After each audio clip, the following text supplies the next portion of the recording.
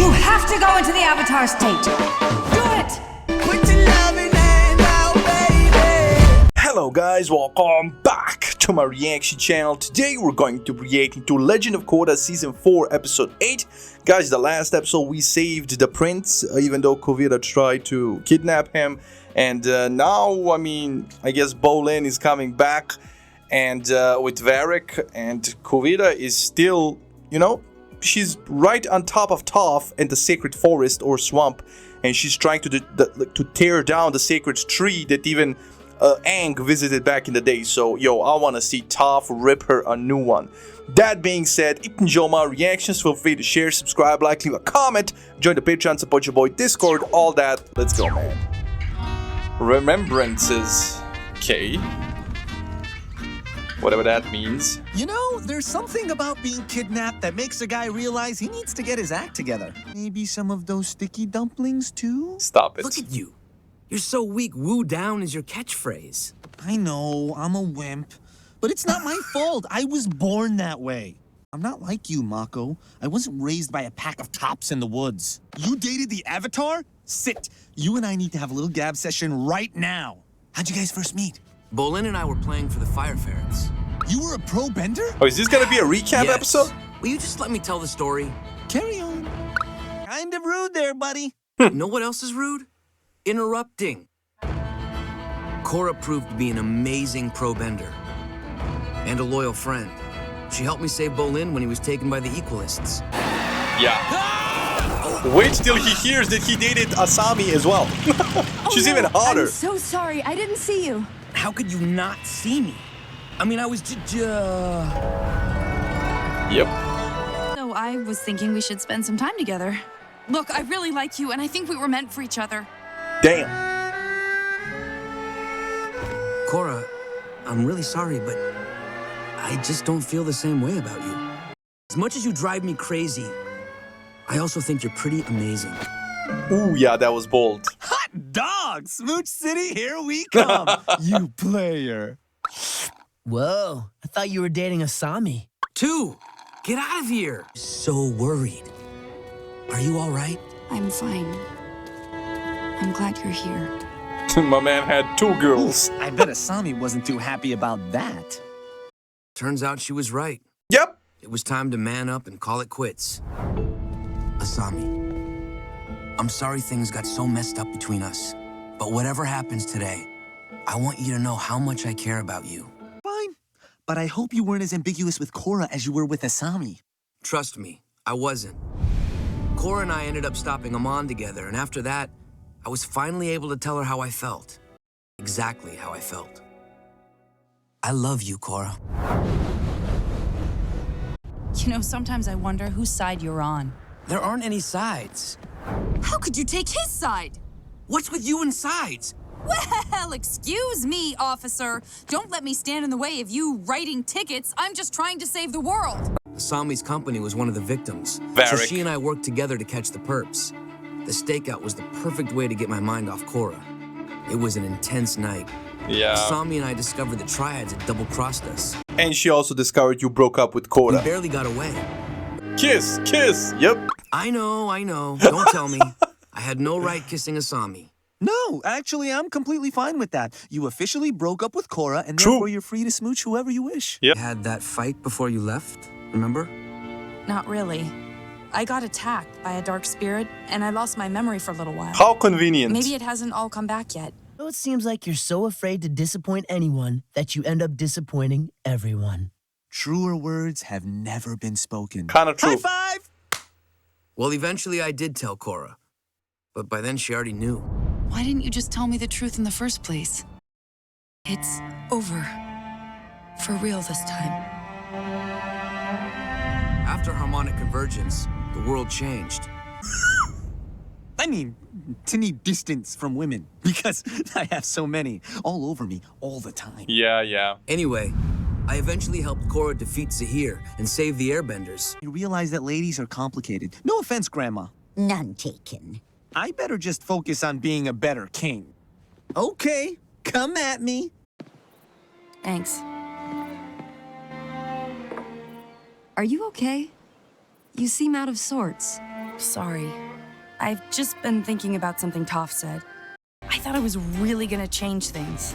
I was so naive. The first time I saw Amon take someone's bending away, I was terrified. Cora, you're forgetting about all the good that happened after you exposed Amon as the fraud he was. True, but this is definitely a recap episode. We first saw the point of view of Mako, now we're getting the point of view of Asami and Kora, and maybe we're gonna put a pin in this love triangle, but definitely this recap episode. But hey, 10 minutes left, let's just finish it off. Let's go. The Equalist movement lost its leader and its power. Free elections were held in the United Republic, and non-benders finally had a voice. If you want your friend to make it out of the spirit world, you'll open the other portal now. Because of Unalaq, I betrayed Tenzin, opened the portals, and threw the spirit and human worlds into chaos. And I was helpless to stop him from destroying Rava and cutting off my connection to my past lives. Yeah, she did mess up there. And opening the spirit portals turned out to be a good thing. You brought back the airbenders and caused a positive shift in the world. There would have been no crisis in the Earth Kingdom, and Kuvira wouldn't be in power. Things are more out of balance than ever now. Nothing's changed. You're right, Cora. I am? But you've matured into a thoughtful young woman who puts the needs of others before herself. That is true. true. The new Air Nation is a testament to that. You sacrificed everything to save them. You're the Avatar. That's your job. You don't really have a choice. I mean, I guess she does. That's when I made a solemn vow never to eat bark onion soup again. In 6 years, 4 months, and 14 days. The incredible true story of Bolin, hero of the world! Wait, am I playing Nuktuk or is Nuktuk playing me? Both. It's your true story, but we'll capitalize on the audience of the Nuktuk franchise.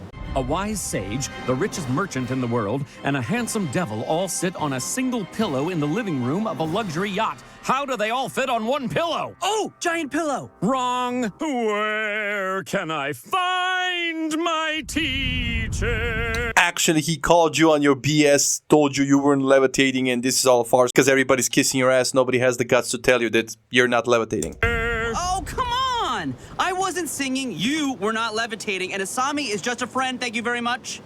If you want to tell my true story, you should start from when I met Cora. Oh, the trouble begins when the Avatar is trapped in the spirit world. The world's most evil villains realize that with Cora out of the way, the time is right to try to take out Bolin, the ultimate force of pure spirit evil in the universe, the biggest, meanest, scariest kite that ever flew! Kite. Wait, Zahir didn't team up with Vatu? How would that even happen? How do you think?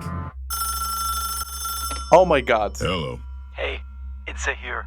He's way too powerful and awesome. But can we please not include... Not include who, Amon? The evil Unalaq, the diabolical but incredibly boring and unpopular sorcerer from the north. Ooh, now the story's getting interesting. After leaving the beautiful but emotionally unstable Water Tribe princess at the altar, he met a fetching airbender. So stupid. Pull it together, you leaky lug. But the darkest moment is always right before the dawn. For at his lowest point, Bolin sought advice from the man who started it all. But it turns out the airbender recruits are a sorry lot, so Bolin brings them to a secret mountaintop training facility where he teaches them the ancient art of dodging fruit and balancing on sticks. Opal realizes how much she loves Bolin and forgives him for whatever stuff he was talking about earlier, which will probably not be in the final cut of the mover anyway. She does? Bolin teaches the airbenders to create a giant tornado. Then he flies around in the sky, pushes Zahir into it, turning him into wind forever! Bounce off Vatu, setting him free, and hit Bolin, turning him into a giant! But when Vatu is set free, the evil Unalaq, who has always been an annoyingly clingy person, is so close to Vatu that they combine into one. But thankfully, Bolin's spiritual mojo is so strong that he attracts the Queen of the Fairies. With her help, Bolin turns Unavatu into magic dust. Yeah, he twisted everything. But this was definitely a recap episode. You like that? It didn't make any sense. It's like a ride. Never let the truth get in the way of a good story, kid. Oh my god, that was definitely a recap episode. I enjoyed it because he twisted a lot of, you know, truth. But hey, it was enjoyable, but definitely, like, the title should have gave it away, right? But regardless, okay, they recapped literally all the villains from season 1 to season 4. And we still have Kuvira that we haven't defeated yet, but not that many episodes left. So I'm assuming Koda's gonna do it in the next 5 episodes. Or rather, yeah, in the next 5 episodes. But that being said, not much to add here. I really enjoyed this episode. Hope you enjoyed the reaction. And I'll see you in the next one. Stay safe. Love you. Enjoy. And bye.